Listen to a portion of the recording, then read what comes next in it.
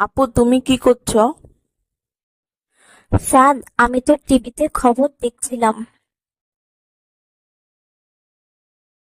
সাদ, আমি এইমাত্র খবরে দেখলাম আমাদের দেশের বিভিন্ন স্থানে খুব ভয়াবহভাবে বন্যা হচ্ছে। তুমি কি এই সম্পর্কে জানো? হ্যাঁ আপু, আমিও কিছুক্ষণ আগে মোবাইলে দেখেছিলাম। সাদ, আমাদের কিন্তু ওদের পাশে দাঁড়ানো উচিত। আমাদের যার যা সামর্থ্য আছে তা নিয়ে ওদেরকে সাহায্য করা উচিত। হ্যাঁ আপু, আমিও এটাই চিন্তা করতেছিলাম। বন্যা কবলিত এলাকাগুলোর অনেকেই আশ্রয়কেন্দ্র এবং উঁচু জায়গায় আশ্রয় নিয়েছে আপু। তাদের অনেকেই গৃহপালিত পশু নিয়ে আশ্রয়কেন্দ্রে আশ্রয় নিলেও বা উঁচু জায়গায় আশ্রয় নিলেও অনেকেরই গৃহপালিত পশু বন্যার পানিতে ভেসে গেছে আপু।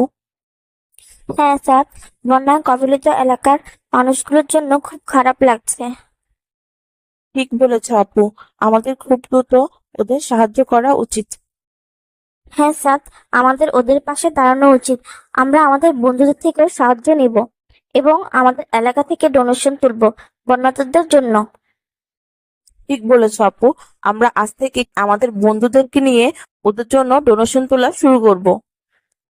ইনশাল্লাহ সাদ, আমরা বন্যা কবলিত এলাকার মানুষগুলোকে সাহায্য করব।